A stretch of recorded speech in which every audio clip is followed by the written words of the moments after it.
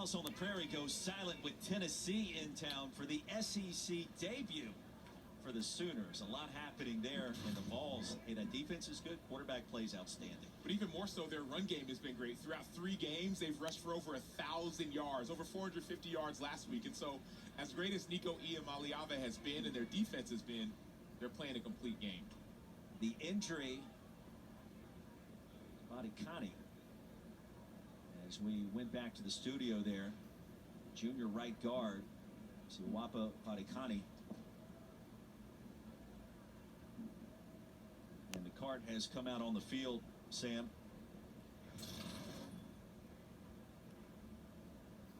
He's been banged up at times this year, but an integral part of what offensive coordinator Mike Plesh wanted to do tonight here on the road, some 2,400 miles from home. These are the parts that you hate seeing as a fan, as a viewer, but also as a teammate. When a person you've been practicing with and playing with is down and then the cart comes out. It's the TJ Session, Cal offense on the field.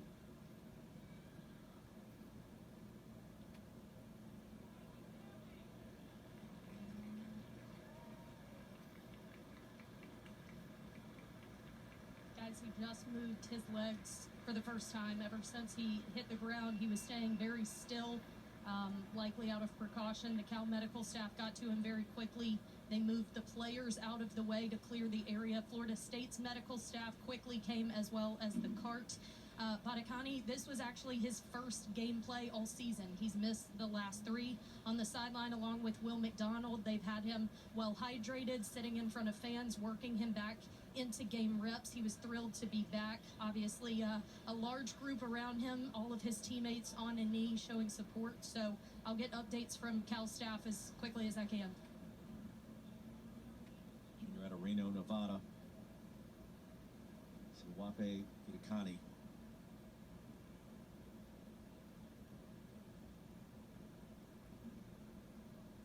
And to Taylor's point, you did see movement in the lower extremities as well as his fingers. Every precaution will be taken. It's the part of the game that really humanizes what players do on the field. We root, we cheer, everyone gets excited. But sometimes you forget those are humans, friends and families. So we're hoping and praying that Sioape Vatikani is okay.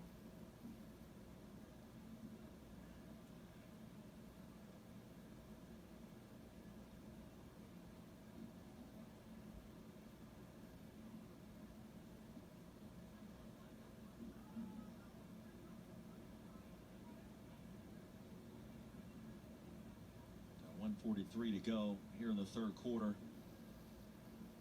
Some nervous moments.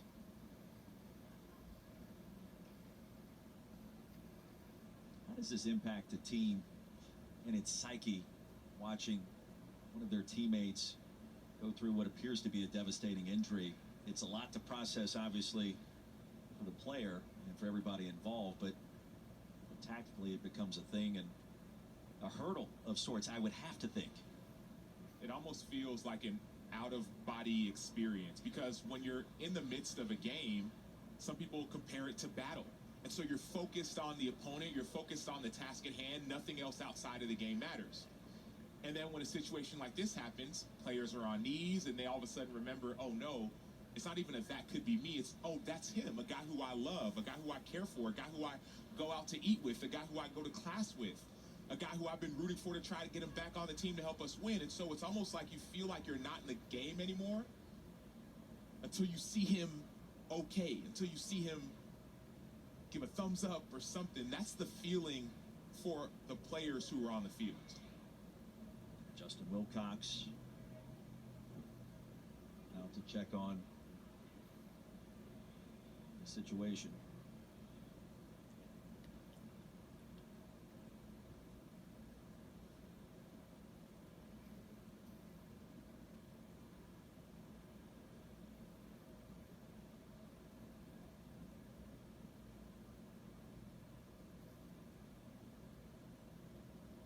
entire Cal team on the field.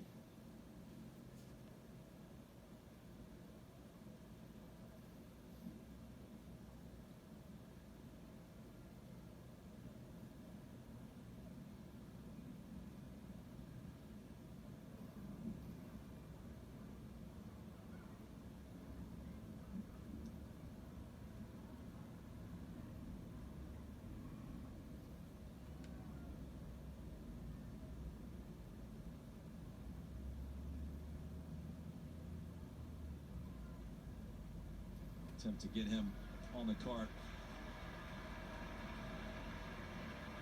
You saw his hand in the air. A powerful moment.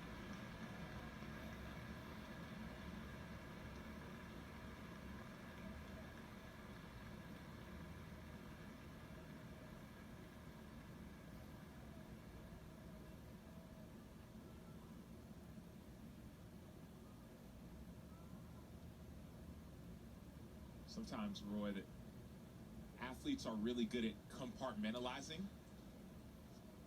So you're playing a game and you see your teammate goes down, goes back to the tunnel, gets checked on by the athletic staff. You hear the crowd cheering for him.